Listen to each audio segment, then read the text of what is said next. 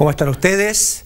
En esta edición de El Campo, la Industria Verde, nos vamos a meter con uno de los temas que siempre tiene potencial y que coyunturalmente atraviesa una crisis que todavía no se ha manifestado en toda su envergadura. Se trata del sector de ganados y carnes. El precio del ganado está en niveles interesantes para los productores, pero sabemos que la industria frigorífica está atravesando una situación tormentosa, más esta semana con un paro en el SENASA, donde muchos frigoríficos, sobre todo los mejor organizados, los que funcionan bajo control de las autoridades, no pudieron operar en toda su capacidad.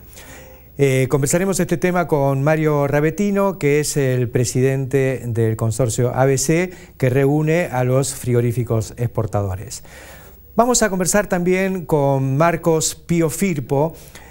Marcos es un hombre muy conocido en el ambiente ganadero, pero con él vamos a charlar sobre una introducción que hizo la danesa, que es el establecimiento, la empresa de la familia Firpo hace muchos años y que fue pionero, fueron los primeros pasos que se dieron en la Argentina con el hoy inevitable silo de maíz, una técnica que revolucionó la ganadería, pero que recién eclosiona en los años 90 y sobre todo en los últimos 10 o 15 años, y que ha permitido sostener la producción de carne y leche a pesar de la enorme cesión de tierras a la agricultura que se produjo en la mayor parte de la pampa húmeda e incluso en zonas que hoy tienen un desarrollo ganadero importante como el NOA y el NEA, donde también esta técnica ha cumplido y está cumpliendo un papel fundamental.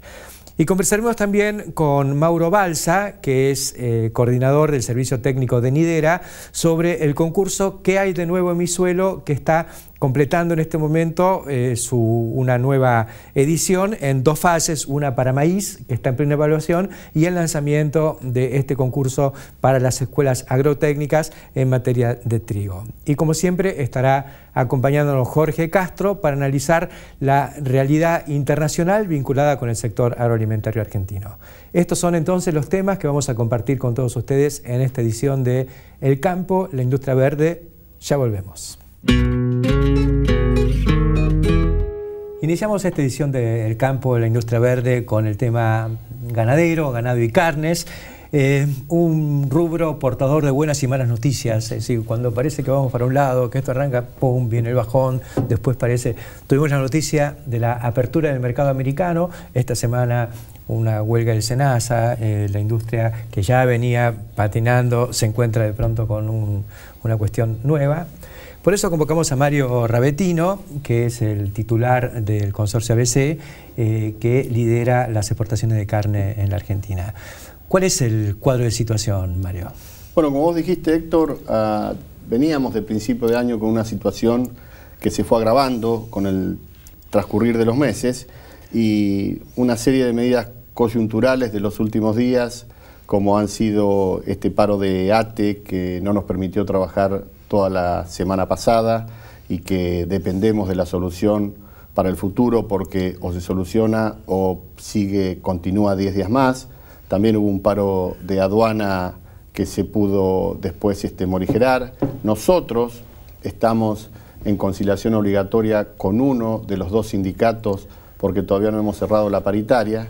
Así que en estos días estamos con una incertidumbre bastante considerable en virtud de las posibilidades de faena y consecuentemente las posibilidades de exportación también. Eso es, digamos, un problema que diría gremial técnico, porque si pudieran faenar en condiciones normales, ¿el negocio funcionaría? No, funcionaría como venía hasta este momento.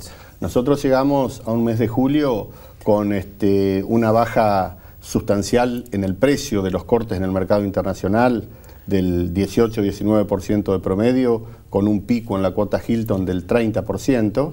Estamos comercializando el principal subproducto, que es el cuero, a 8 pesos con 40 el kilo hoy en día, con una baja del 30% en lo que va del año, cuando en el mercado internacional si bien ha bajado el 50% menos. Y notamos algo que a nosotros como industria exportadora, industria organizada, nos hace mucho daño, que es una creciente actividad irregular en materia de faena y comercialización de carnes, que a la empresa que está en consideración de toda lo que es la normativa sanitaria, previsional, laboral, ambiental, fiscal, indudablemente le ocasiona un perjuicio muy grande. Ese crecimiento de lo que sería la marginalidad dentro de esto, ¿tiene que ver, se ha fomentado, digamos, objetiva o subjetivamente? Yo no sé si se ha fomentado, lo que sí es que se han dejado los controles, eso no hay ninguna duda, porque nosotros históricamente hemos sabido, tomado conocimiento de mataderos en el interior del país que hacían alguna faena de 300, 400 animales semanales, pero hoy en día tenemos establecimientos en el Gran Buenos Aires que faenan 3.500 animales por semana. Entonces notamos como que la cosa se ha desbordado, ¿no? Y nos hace mucho daño de todo punto de vista.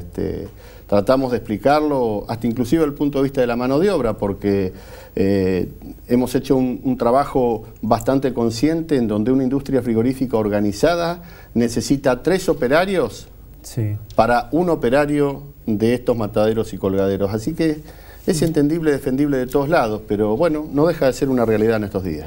Pero hay sectores del sindicalismo, digamos, que pareciera que tienen claro que hay una industria mejor organizada y que es la que vale la pena. Tenemos el apoyo en ese sentido.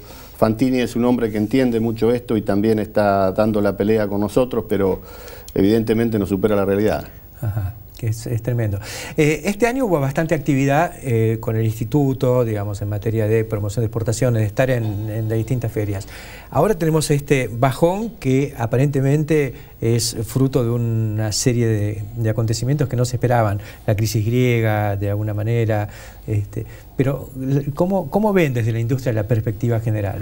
Nosotros siempre en el Instituto de Carnes le damos la importancia, la consideración y la fuerza al trabajo de apertura de mercado y de negociaciones multilaterales y bilaterales como si estuviéramos exportando todo lo que pudiéramos. Porque lo que no puede ocurrir es que el día que nosotros podamos realmente tener un volumen de exportación interesante, volver al 75-25 que fue tradicionalmente Argentina en versus en el 90-10, 93-7 hoy en día. 93-7 y la chatarra. Claro. El día que volvamos a eso, si nosotros en ese momento decimos, bueno, vamos a abrir los mercados, nos perdemos 10 años más. Claro. Porque son negociaciones lentas, que no solo dependen de la consideración del mercado de carne, sino de consideraciones políticas generales.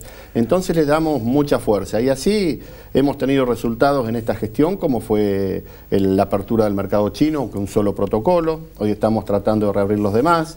La inclusión en la 481. El panel Estados Unidos. El sector privado del instituto aportó todo lo que fue los honorarios de los abogados americanos, y así seguimos. Tenemos abierto Vietnam hoy en día y tratando de promocionarlo para poder utilizarlo. Bueno, lo hacemos con toda la fuerza independientemente del volumen que estamos exportando. Tenemos muchos más mercados que carne hoy. Efectivamente. Sí, así es. Es tremendo. Y dentro de eso, ¿cuáles son las estrategias, digamos, en las que piensa el instituto? ¿Es fomentar el aumento del stock, incrementar los niveles de peso de faena? ¿Qué es lo que le conviene a la industria? Para la industria es fundamental tener más materia prima, ¿no? Y sabemos que lo que tenemos más inmediato es el peso de faena. Por una parte porque con una política de aplicar solamente la resolución vigente, tendríamos en muy poco tiempo 30 a 35 kilos más por animal. Después, por supuesto, todo lo que significa incentivar el desarrollo del rodeo con una línea política de volver a tener la categoría novicios que prácticamente le hemos perdido hoy en día. El consumo del oliviano arrasa con todo. Y si eso está fomentado por esta falta de control... Indudablemente. No hay 481 ni cuota americana que nos permita compensar eso. Es decir, si hacemos un balance de los primeros 6 meses, por ahí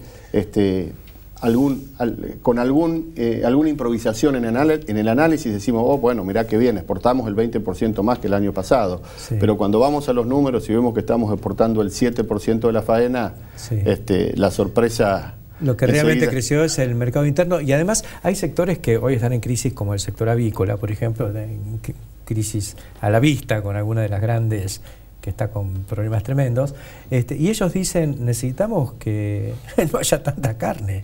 Es que Argentina tiene una dieta proteica de proteína animal, sí, excelente, de 120 kilos, sí, o más. El tema, sí, es cómo la distribuimos. Claro.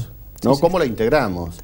No podemos integrarla proporcionalmente como otros países porque, está bien, entendemos que el argentino es el gran consumidor de carnes, y una falta de producto puede originar una serie de problemas impensados. Démosle la importancia que tiene, no le demos la proporción exacta, pero yo creo que con 55 kilos, 50 kilos, está por demás bien abastecido, hasta desde el punto de vista médico, desde el punto de vista sanitario.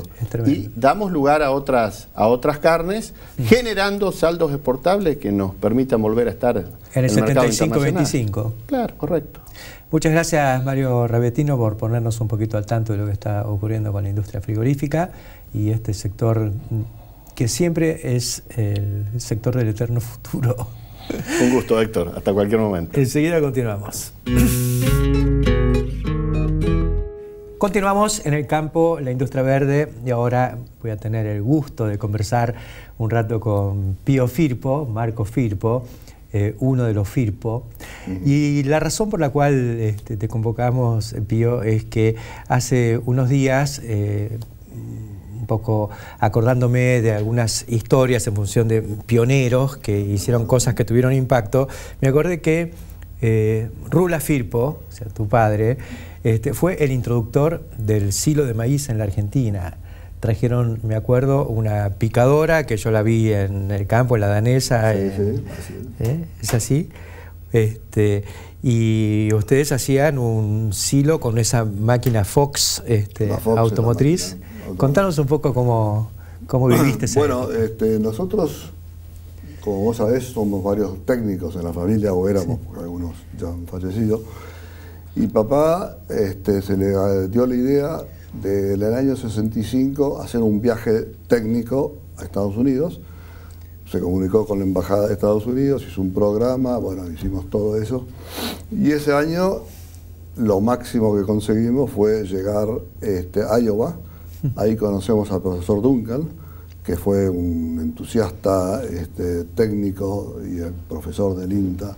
Era un extensionista, del INTA, perdón, del Iowa State University, y él lo trajimos durante 10 años para que nos asesorara bien en maíz. Ajá. Y también después en soja, pero bueno, esa es una etapa. Me acuerdo que Francisco, tu hermano, me dijo una vez, vino acá y dijo, ¿qué hacen con maíz? Esta zona es para soja. Sí, sí, sí, y bueno, sí, hay un cuento que te lo hago muy cortito. Lo llevé yo personalmente al estudio de Agrasar. Sí. Y bueno, después de charlar un rato largo con Agrasar, porque claro, él era muy amigo de la gente de DeKalb de Estados Unidos, sí, bueno, dice... Y ese mapa que ustedes tienen ahí, que era toda la Argentina, le digo lo que va a pasar. Me animo a predecir lo que va a pasar. Marcó el norte de la Argentina y dijo, hasta acá se va a sembrar maíz. Ajá. Y marcó más o menos un poquito arriba de Bahía Blanca, sí, y dijo, hasta acá se va a sembrar maíz. Cuando en esa época, bueno, vos lo conocías mejor que yo, era un disparate. Sí, sí, sí, sí. Y después dijo la soja un poquito más abajo y un poquito más arriba. Pero la pegó. Así que bueno. Y ahí con él, con este profesor Duncan, ustedes fueron viendo que había que intensificar en ganadería y había caminos. Había caminos y tomamos contacto en el año 67 con la Universidad de Michigan. Ajá. Y ahí estaba, después de haber leído unos cuantos estudios, el profesor Henderson. El profesor Henderson, yo no digo que descubrió la picada de silo, porque eso se hacía muchísimos años, pero él logró hacer una técnica muy simple y muy productiva. O sea, el picado de maíz, como todos los picados antes, se hacían con una picadora que cortaba, pero había pedazos largos, pedazos cortos, pedazos... Él estudió que lo más importante en un silo de maíz, o silo de cualquier especie, pero fundamentalmente maíz, es la compactación. Claro. Entonces, para lograr una buena compactación, el silo de maíz tiene que ser picado fino. O sea, básicamente, la Fox que nosotros teníamos tenía más o menos 2 centímetros de tamaño máximo, sí, claro. Y después se llegó, con las nuevas máquinas tienen mucho más, porque además tienen un doble picado, y también apretan los granos, bueno, ya es otra tecnología. El corn cracker, en ese momento se llegó a esto, y lógicamente, para poder compactar el silo, tiene que estar básicamente en una humedad de un 33, 34, 35%. Sí. Bueno, nosotros permanentemente, mientras hacíamos silo, estábamos mirando la humedad, tanto que la cocinera de la casa ponía en una olla, ya sabía todo, echaba tantos aceite, aceite de cocina, ¿no? Sí. Con un termómetro, lo hacía hervir hasta más de cerca de 200 grados, cuando se iba de humedad pesaba y lo que se había perdido era toda humedad. Así que era un cálculo bastante simple de hacer. Sí. Y se hacía en la cocina en la casa, así que mirá qué gracioso. Qué bárbaro, ¿no? Bueno, o sea, la técnica no solamente llevaba el picado fino, sino llevaba a que el maíz que producía más grano era el mejor. Hoy, como vos comentaste hace un ratito, hay gente que está haciendo silo con maíces especiales. Bueno, es una cuestión que eso, la tecnología sigue avanzando. Sigue avanzando, pero esos principios siguen vigentes. Otra cosa que él demostró es que como el silo de maíz iba a tener poco proteína, había que nivelar la proteína. Y una forma muy fácil de nivelar la proteína era agregándole urea. La misma urea perlada que como fertilizante. Como se usaba como fertilizante. Y si mal no recuerdo, eran 5 kilos de urea para cada tonelada de producción. De silo de maíz. Y bueno, lo que se hizo en la danesa fue un silo muy grande. Lo trajimos en el año 67 al doctor Hugh Henderson. Bueno, él revisó todo, le explicamos los planes que teníamos con la cabaña y que siempre uno quiere agrandar. Y nos dijo, bueno, ustedes ven ese médano, le contamos que era un médano, una especie de loma que había grande, esto es ideal. Entonces, lo que nos pidió la planimetría del lugar, se llevó la planimetría, a los pocos meses nos mandó un plano donde estaba el lugar para hacer el silo, las medidas que él consideraba de acuerdo al consumo que íbamos a tener que hacer, y también nos hizo un feedlot chico, porque lógicamente era para 500, 600 animales, después se fue agrandando, con los canales de desagüe, porque es muy importante que corra el agua y se limpie, y hasta la manga el lugar donde la teníamos que poner. O sea, que nos mandó, diríamos... llave en mano. Llave en mano. Lo único que hicimos nosotros fue eso, y lógicamente empezamos a hacer silo. Los corrales estos eran corrales de más o menos 15 metros en la parte más fina, porque se abrían en abanico, alrededor de 20, 25 metros atrás. De comedero había que poner 40 centímetros, por animal. Entre 40 y 50 centímetros de acuerdo al tamaño del animal. Y una cosa muy importante que recuerdo es que el bebedero tenía que estar limpio. Él decía, no sé si será verdad o no, siempre fue así, a mis alumnos les hago tomar agua al bebedero. Si no la toman, lo mando a lavar. Porque es una cosa que era importante. Bueno, y el silo realmente anduvo muy bien. Nosotros llegamos a tener en silo más o menos entre 1000 animales machos y 1000 animales hembras que se vendían por año. Y una cosa interesante que hacíamos, que cuando se terminaba el remate, que era normalmente la primera semana de junio, salíamos a comprar vaca conserva. No la vaca que se está muriendo, pero sí la vaca conserva. Le hacíamos una tuberculina antes de sacarla de la feria para que saber que de eso no se iba a morir. Y bueno, la teníamos 90 días, a los 90 días... Salía vaca gorda hecha con silo. Salía vaca gorda hecha con silo a un costo muy reducido, aumentaba 90 kilos y lo fundamental es que cambió de categoría.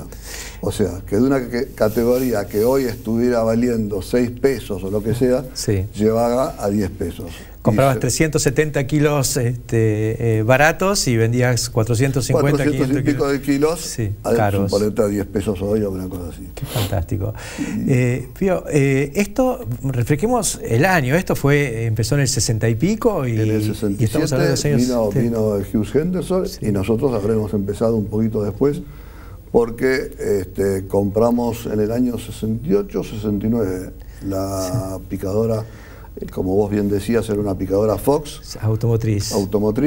De 3 con 3 puntones, sí, y tenía agarraba 3 hileras. Claro, sí, uno las compara con las Class que hay hoy, sí, y son un poroto. Pero bueno. Pero esas llegaron porque estas estuvieron primero. Claro, estas estuvieron primero y después, bueno, lógicamente trabajamos mucho con Mainero, sí, con Minervino. Sí. Yo creo que a vos te conocí en una de esas fábricas, creo que sí, en esas épocas, sí, que vos trabajabas mucho con maquinaria agrícola. Sí. Y también una picadora que se hizo Fraga.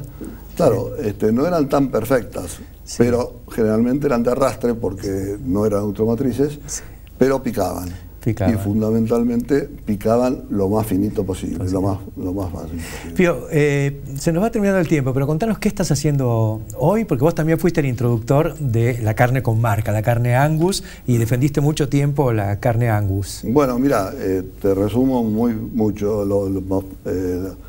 Nosotros en el año 94 me llamaron de la asociación para que empezáramos a certificar animales de Aberdeen Angus. Sí. Bueno, el tiempo corrió, en el año 98 tomamos contacto con el USDA y logramos que se hiciera la primera carne argentina Angus certificada aprobada por el USDA. Sí. Esto se exportó en el año 99 y para darte un ejemplo rápido, el frigorífico Hugues en ese momento exportaba en el mes de enero del 2000 sí, 8 toneladas de 3 cortes, los típicos ramp and loin. En el mes de agosto se exportaban 80 toneladas de 14 cortes. Bueno, eso fue creciendo. Después con el SENASA y la Secretaría de Agricultura logramos también que sea aprobada en Europa. Y bueno, hoy la Argentine Angus Beef es conocida en todas partes del mundo, sí, y la última presentación en sociedad que hubo fue en la última exposición que hubo en Shanghai, en China, donde fue Javier Martínez del Valle, que hoy es director ejecutivo de la asociación, a un stand que tenía la asociación de Angus, y él dice que en 2 días y medio tuvo 135 visitas. Sí. No se concretan todas, sí, pero muchas de esas son. Así que bueno, esa es un poco la historia. Fuiste un pionero, un firme pionero de una familia de pioneros. Y sí, te felicito por eso. Y sé que hay todo esto está plasmado en una obra que hizo. Eso te la traje como recuerdo de esta reunión y de tanto amistad con vos. Muchas gracias. Esta la escribió Luis María Firpo, mi primo. Sí. Son los 75 años de la cabaña. O sea que empezó en el año 33, el primer animal que fue a Palermo, ahí va las a ver, en el año 41, y bueno, en el 2008 se cumplió 75 años. La ganadería tiene futuro porque en su pasado tuvo pioneros. Muchas gracias, Pío, por acompañarnos en esta edición del Campo. Gracias a vos por la invitación, ha sido un gusto. Enseguida continuamos. Continuamos en el campo, la industria verde. Quería contarles que ya hace unos años, porque ahora todo el mundo habla por ahí de la educación rural, de las escuelas agrotécnicas y demás, pero cuando nadie les daba mucha bolilla, una empresa del sector de tecnología, tuvo la idea de convocar a las escuelas agrotécnicas para impulsar un programa que se llama ¿Qué hay de nuevo en mi suelo? La empresa era Nidera. Nidera insiste con esto, creo que le ha traído muy buenos beneficios, pero sobre todo a las escuelas y a los alumnos que tuvieron por ahí la primera oportunidad de hacer una especie de trabajo práctico, activo e interactivo con las empresas de tecnología. Estamos con Mauro Balsa para comentar un poco cómo están presentando esto. Bueno, sí, como bien decís, el programa de ¿Qué de nuevo en mi suelo? Ya lleva 8 años 8 ediciones. Comenzó en 2008 con el cultivo de trigo y a lo largo de los distintos años se ha ido haciendo los distintos cultivos, ha ido rotando lo que es soja, maíz. Y bueno, efectivamente sí, lo que consiste básicamente es que las escuelas de las distintas zonas puedan participar en realizar una experiencia a campo, en realizar un ensayo de fertilización específicamente en los diversos cultivos. Y bueno, a través de ello poder ver, tomar conciencia de la importancia del recurso, la importancia de hacer una reposición de los nutrientes. Y bueno. ¿Qué es lo que hace Nidera con los... ¿Cómo se opera este sistema? ¿Cómo es la dinámica del concurso? Sí. Básicamente sí. Ellos, bueno, por ejemplo, el caso ahora del trigo que está en marcha. Sí. Se convoca a las escuelas a inscribirse, son escuelas agropecuarias, que formen un equipo de alumnos con un docente que esté a cargo, un docente de la institución, un equipo de 10 alumnos, y que bueno, una vez que ellos nos mandan su ficha de inscripción, se inscribe a la escuela, y a partir de allí, una vez que están efectivamente inscritas, se les entrega insumos correspondientes a lo que son semillas y fertilizantes. Conjuntamente hay un protocolo de cómo deben efectuar el ensayo de fertilización, en este caso es aplicando distintos productos y distintas dosis, en distintas parcelas, y que lo hagan en una superficie entre 0,5 y 1 hectárea. Luego la dinámica consiste en que en ellos puedan ir haciendo el seguimiento del cultivo, haciendo recuento de plántulas, viendo diferencias entre las distintas parcelas. Y bueno, una vez que va avanzando el ciclo, cuando se cosecha, ellos obtienen los distintos datos de las distintas parcelas, los tratamientos, y la idea es que puedan hacer un informe final en donde plasmen toda la experiencia, que es un informe que nos envían a Nidera, y bueno, hay un jurado de especialistas que me tengo el orgullo también de integrar. Correcto. La verdad que es fantástico recibir los trabajos de 35 o 40 escuelas que son las que se inscriben normalmente. Y poder evaluarlos, porque además hay, digamos, todos apuntan y todos compiten por tener el máximo rendimiento, pero no se evalúa solamente el máximo rendimiento. Sí, eso es un punto que nosotros le damos mucha importancia, que es que bueno, por supuesto que hay una parte de la evaluación que consiste en el rendimiento, en ver la diferencia, y eso aporta un porcentaje de la evaluación, pero se le da mucha importancia a cómo efectivamente hacen el trabajo, cómo hicieron el seguimiento, cómo participaron los distintos integrantes del equipo, cómo el docente pudo llevar adelante la experiencia. Y bueno, eso es lo que luego se plasma en el informe, que es el que tiene el mayor peso. Sí. Ahora está convocándose el de trigo. Correcto. Y se está evaluando el de Están maíz. Las 2 etapas, efectivamente. Sí. Lo que fue el cultivo de maíz, que se lanzó el año pasado, ahora está llegando al final. Ya recibimos, digamos, se cerró la etapa de recepción de informes, estamos en la etapa de evaluación, que bueno, se ha estirado un poco, bueno, hay mucho, realmente el maíz acompaña lo que pasa en la parte productiva, y bueno, hay maíz que se hace un poco más tardío, luego es dificultoso la cosecha y demás, así que bueno, estamos en la etapa de evaluación, y lo que corresponde a trigo se lanzó en simultáneo, y bueno, ya está todo lo que fue la operativa, digamos, de que las escuelas reciban los insumos, sí. Ya cuentan con eso, y bueno, ¿cuáles son los insumos que les mandan ustedes? Bueno, consiste en realizar, bueno, lo que son 12 bolsas de trigo. Ahora para el de trigo, sí. Exactamente. Y fosfato diamónico y superfosfato triple, para que lo puedan aplicar en distintas dosis. Sí.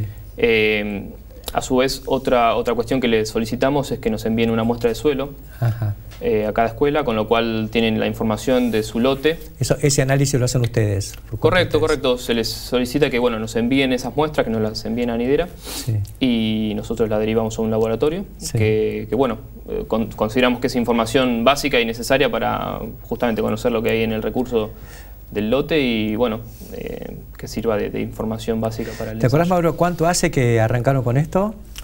Y esto también se inició en trigo, sí. Así que fue en el año 2008. Así que son varios ciclos y a través de distintos cultivos. Así que también hay escuelas que han participado de todo el país prácticamente. Así que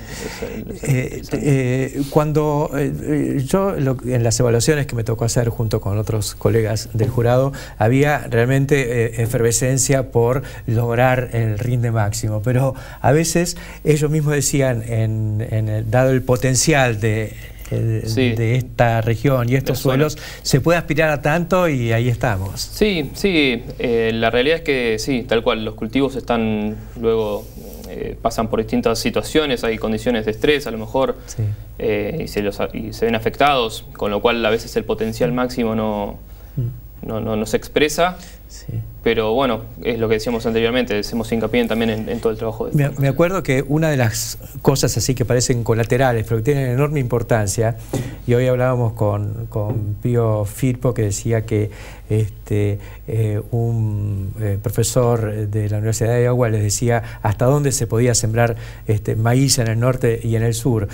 Sin embargo, a través de este concurso, una escuela agrotécnica, sí, de zona absolutamente marginal como Gaiman, una experiencia muy linda, sí, en correcto. Chubut, hizo maíz y fue el maíz más austral del mundo, porque había hecho, se hizo un maíz bajo riego y sí, justamente lo utilizaban para silo, para claro, tener recurso forrajero para lo que es la zona ahí de ovinos. Sí. Lo utilizaban como un recurso adicional y que bueno, habían tenido resultados excelentes por otro lado, así que había sido una experiencia muy enriquecedora. Y arrancó a raíz de que estaba este concurso en su fase maíz. Sí, habían hecho tal cual, hubo puntos distantes tanto en el sur, en Chubut, sí, como en Formosa, por ejemplo, así que sí, de punta a punta el país. Parece fantástico, ¿no? Es un enorme estímulo y sobre todo porque involucra a chicos de 15 a 18 años, digamos, que están metidos en esto. Lo que nos han, a través de las experiencias, muchos de los docentes nos cuentan que bueno, les sirve como forma de incentivar el grupo, que sí, muchas veces los alumnos están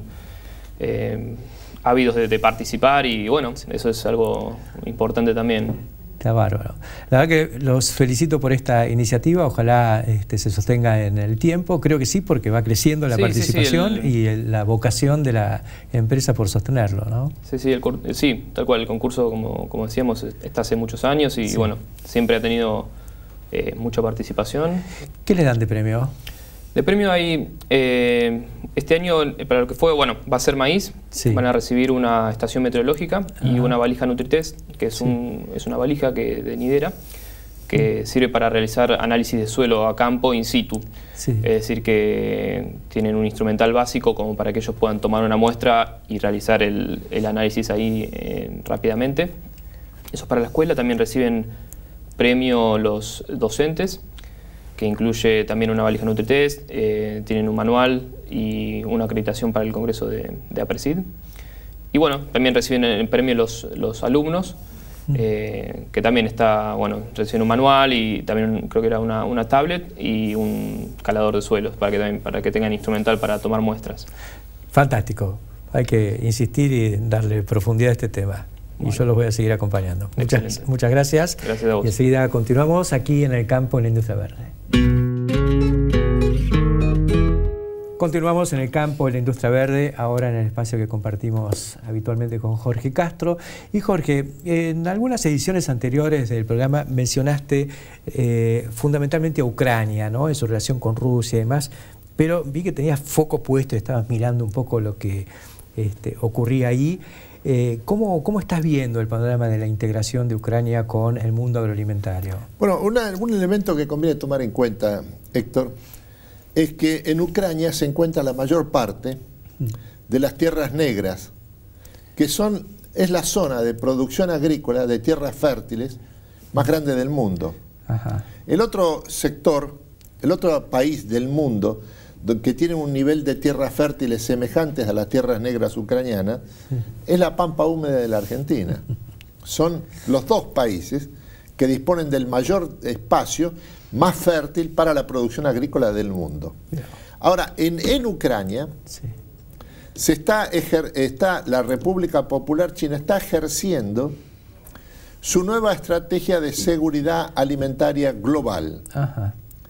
Esto consiste en realizar un proceso intensivo de inversiones en la actividad agrícola privada, ajá, en los países de mayor potencial, sobre la premisa, que es lo que ha llevado a esta nueva estrategia de seguridad alimentaria china de alcance global, de que la previsión que ellos realizan es que en los próximos 20 años necesitan importar aproximadamente el 20% de su demanda doméstica de granos. Que es infinita. Para alimentar a su población animal, sobre todo en lo que se refiere a la población de la industria de la carne de cerdo. Sí. Ahora, como esto va a implicar necesariamente una crisis alimentaria mundial de una envergadura superior a las que ya ocurrieron en el año 2009 y 2011, sí, China ha decidido colocar el énfasis ya no en lo que se refiere a la seguridad alimentaria, ya no en lo que se refiere al autoabastecimiento de alimentos para su población, sí, sino a promover, impulsar la oferta mundial de granos con el objeto de, al aumentar la oferta mundial de granos, se permita entonces sí incrementar las importaciones chinas de granos para la alimentación animal, sí, que son básicamente sí, dos: soja, maíz, sí, al que habría que sumarle harina de soja. Y en Ucrania deben estar viendo fundamentalmente el tema del maíz. Efectivamente, el tema del maíz. El asunto que hay que tomar en cuenta en lo que significa esta relación y esta nueva estrategia de seguridad alimentaria china de alcance global es que en el año 2012, hace 3 años, sí, China firmó con Ucrania un acuerdo de provisión de granos, ajá, por $3.000 millones. Ese año, 2012, se realizó la primera exportación ucraniana de maíz a China. Ajá. En el mes de junio en el mes de mayo de este año, las exportaciones de maíz de Ucrania a China superaron los 480.000 toneladas. Lo que esto significa es que este año 2015, el principal exportador de maíz a China no es más Estados Unidos, sino que es Ucrania. Qué notable. Y además que Ucrania se transforma, mejor dicho, que China se transforma en el principal socio comercial de Ucrania en el 2016 y deja atrás en esta condición tanto a Rusia como a Europa. A Europa Occidental. Qué notable. Así que hay una interacción, una vinculación, un poco como la nuestra misma con China a través de los alimentos. Un elemento que conviene tener presente en esta relación entre la nueva estrategia de seguridad alimentaria global China y Ucrania es que el Parlamento de Kiev votó hace 10 años una ley que prohíbe la propiedad extranjera de las tierras fértiles, las tierras agrícolas de Ucrania. Sí.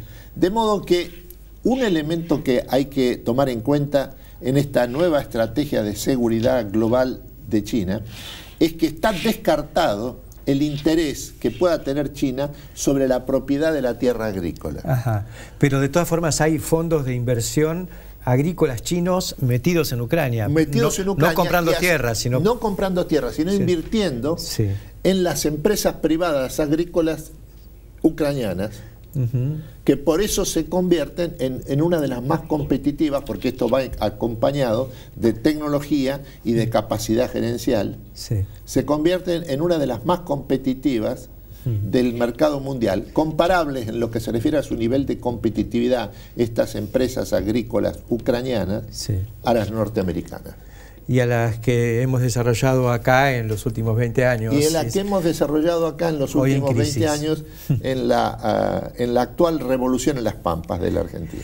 Es notable porque esta visión muy original de que los chinos salen a invertir en el mundo con potencial agrícola para expandir la producción, porque ellos se van a ver beneficiados con eso, pues necesitan que crezca la producción sin provocar una crisis de abastecimiento, que es a lo que vamos si todos los chinos se ponen a comer carne. ¿Y qué es lo que está ocurriendo? Es lo que está ocurriendo. Que cuando se dice que todos los chinos están comiendo carne, sí, hay que tomar en cuenta que el año pasado se fañaron en China 700 millones de cabezas de ganado porcino. Sí.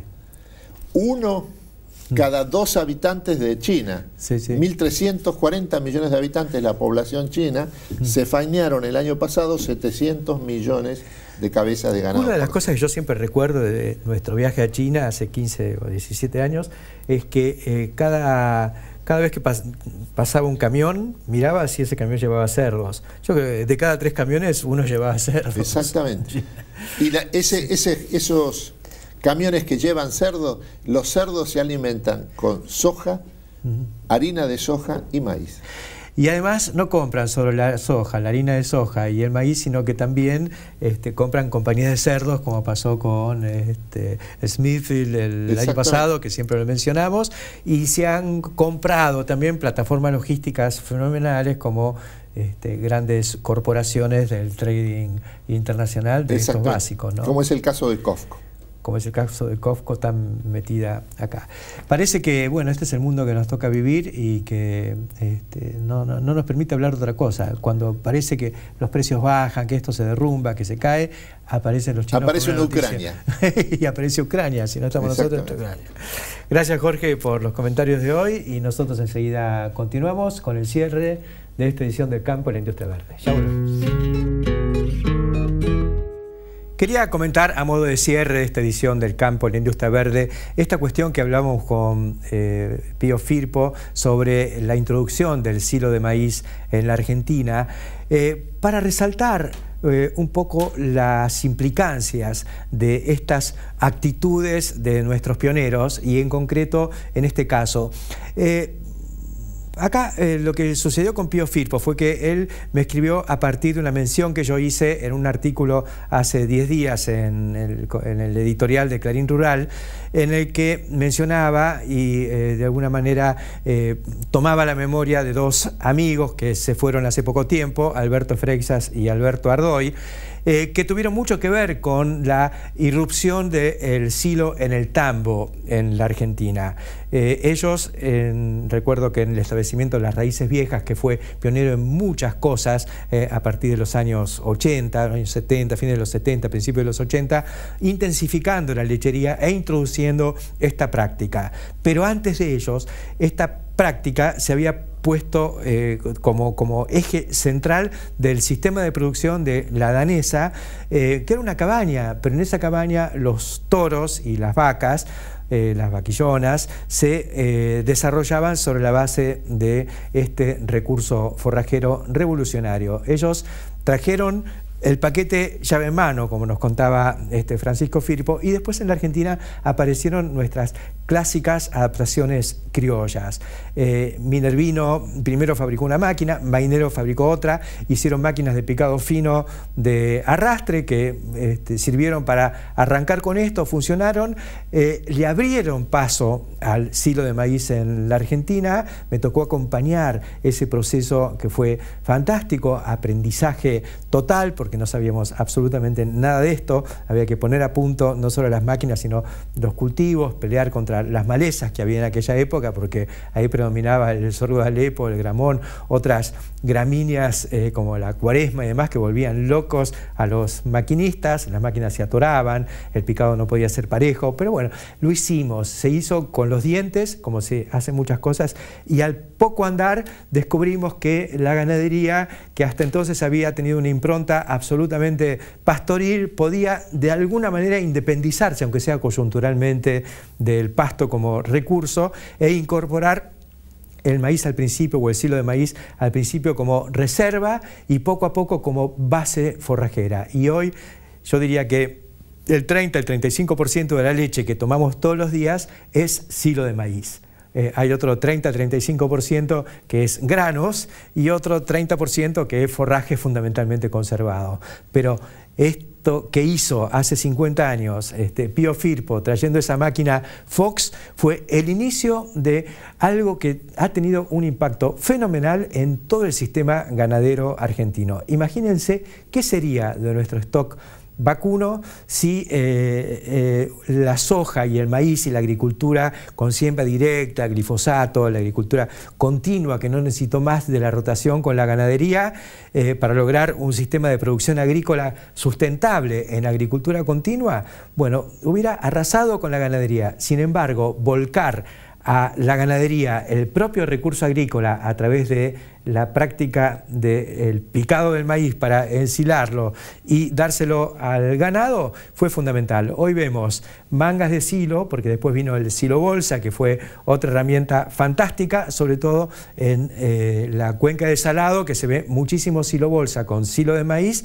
en autoconsumo, con sistemas muy prácticos de comederos para autoconsumo. Creo que esta revolución todavía no ha sido contada, no ha sido escrita. Nos va a tocar en algún momento hacer algo sobre esto y profundizar en el reconocimiento a los pioneros, como tratamos de hacer hoy un poco muy modestamente con el muy modesto Pío Firpo. Hasta la semana que viene.